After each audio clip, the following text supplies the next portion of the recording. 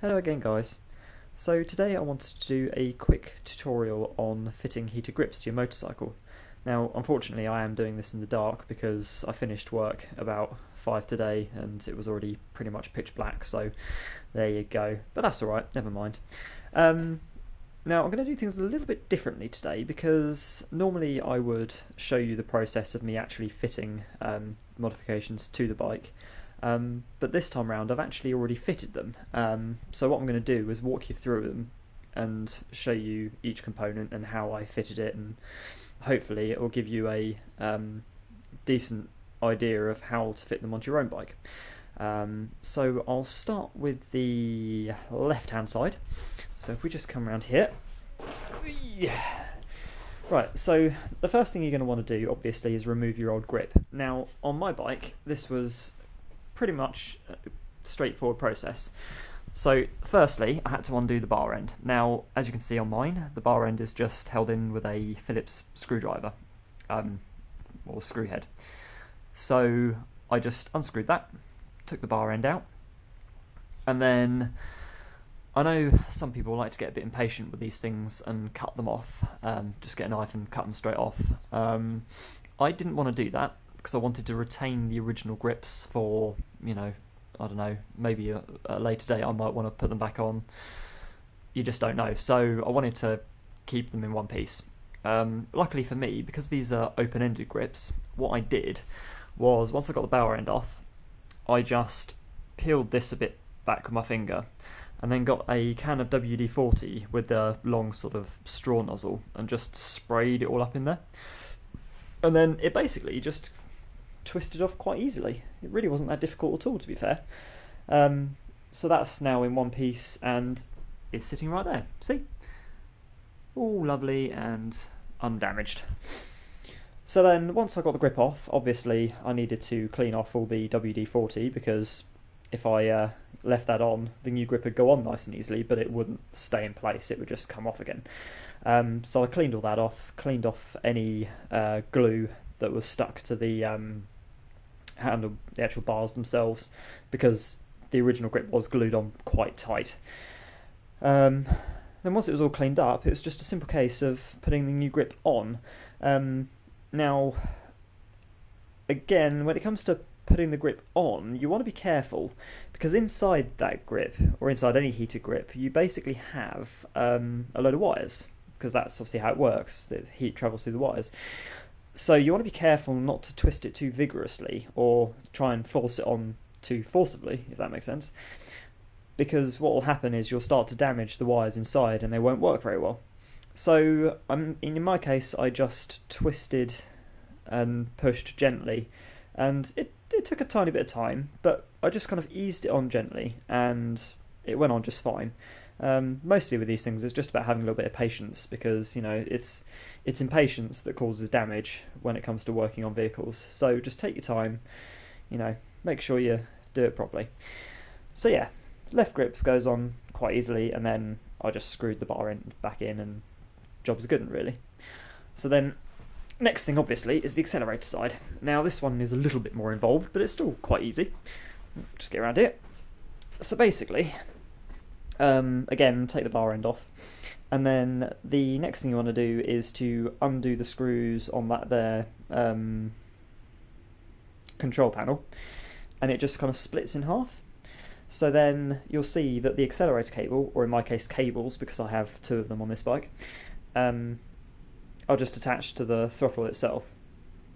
So all you do then, once you've got that split open, is loosen off the accelerator cables. Now in my case I just went down here and loosened off those 2 bits there, so I just basically unclipped the cables from that bracket, and that gave me all the slack I needed to undo the cables up here.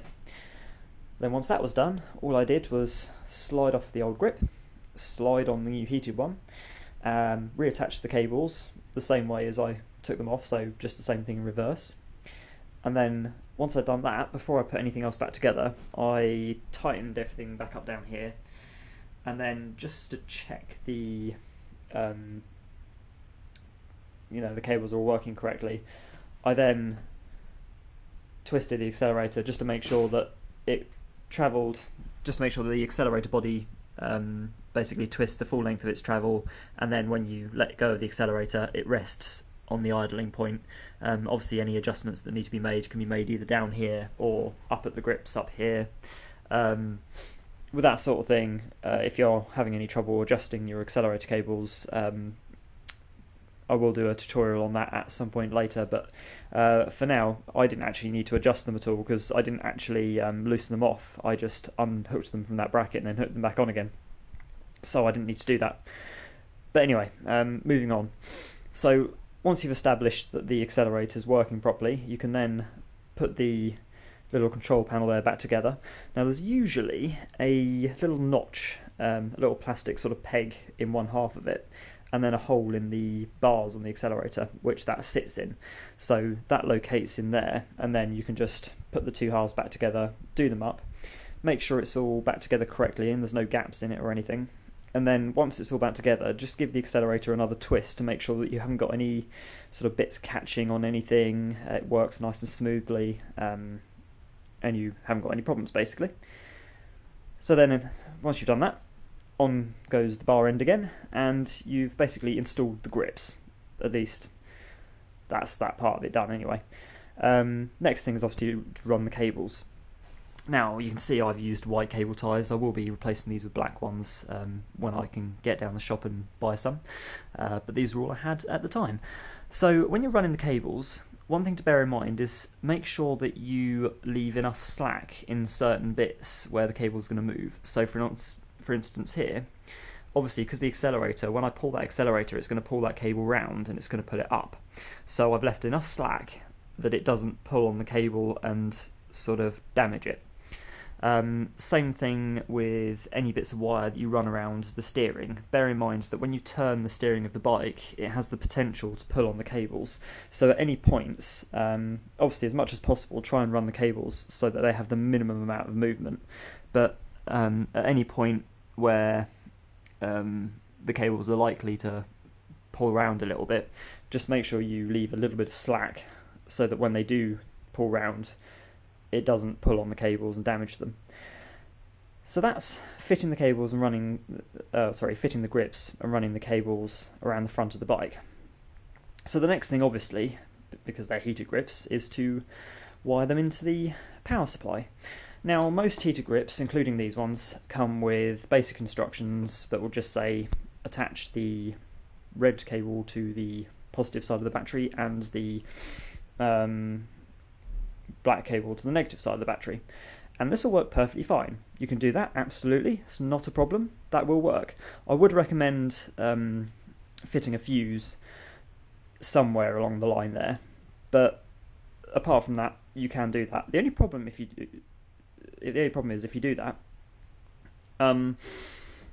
you will eventually come across the problem that I had, which is one day you will come home, you'll get off your bike, you'll turn it off, and you'll think everything's turned off, but you'll forget to turn the heated grips off. And because they're connected directly to the battery, you'll get up the next morning, try and start your bike and go, ow, it's drained the battery. So what I've done is to wire them up to the relay, or a relay rather. Now, for those of you who don't know what a relay is, for those who do, just bear with me a second whilst I explain. Basically, it's a little black box that's got 4 connectors on it, and 2 of those connectors are connected to a switch, which is in the open position by default.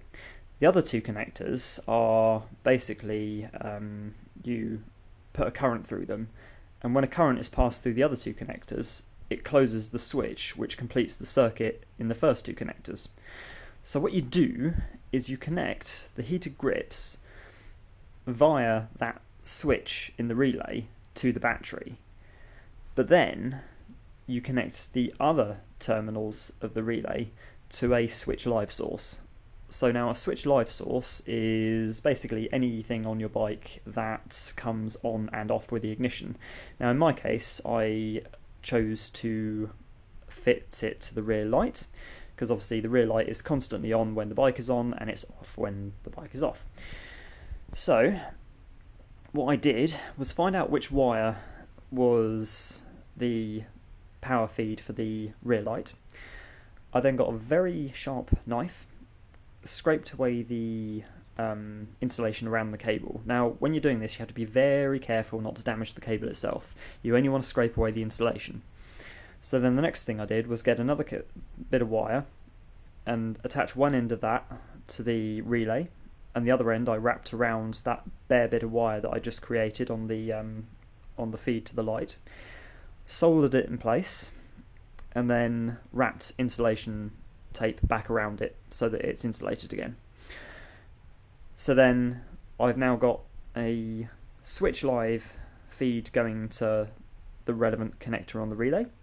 The other end of that just goes to a earth source, so any bolt or any part of the bike that can be used as an earth. And then obviously I've got the other connector connected to the battery and then connected to the grips.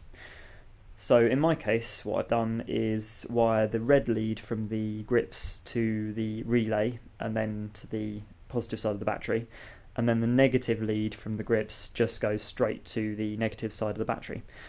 And basically, I mean, I know this sounds a bit more involved, but basically what that means at the end of the day is, even if I leave the grips on the grips themselves, once the ignition is switched off, it cuts the power to them, so they can't drain the battery. They can only work when the ignition is in the on position. As I say, it's a bit more involved, but I would recommend you do that, just because it saves you a hell of a lot of hassle. So that's basically it. I'll just quickly tell you about the grips. So these grips, to be perfectly honest, they're just cheap Chinese ones. They cost me £6.79 including delivery, which is quite fantastic. Now, usually cheap stuff, you don't expect it to last very long, but to be fair, I've had exactly the same grips on at least 4 of my bikes in the past, and one of those bikes, it had these grips on for about 5 years and they carried on working. So yeah, I mean, you know, cheap Chinese things can be a bit hit and miss, but at the end of the day, at less than £7, if they go wrong in the next year or two and I have to replace them, it's not the end of the world. But certainly for the minute, they have been working fantastically well. Another thing I have done, as some of you may know, I do have the sort of mitten things on the handlebars as well. I've kept those on there. I've only taken them off to show you guys the grips. I will be keeping those on because heater grips are great and they are fantastic at keeping your hands warm, but obviously they're only keeping the inside of your hands warm, and if it's particularly cold outside, the outside of your hands, no matter how thick a pair of gloves you're wearing, can still get quite cold. So by using a combination of the heater grips and the hand mittens, my hands are toasty warm. It's really, really very comfortable. So yeah, overall quite happy with that. I also like with these particular grips, as you can see, the control on it is built into the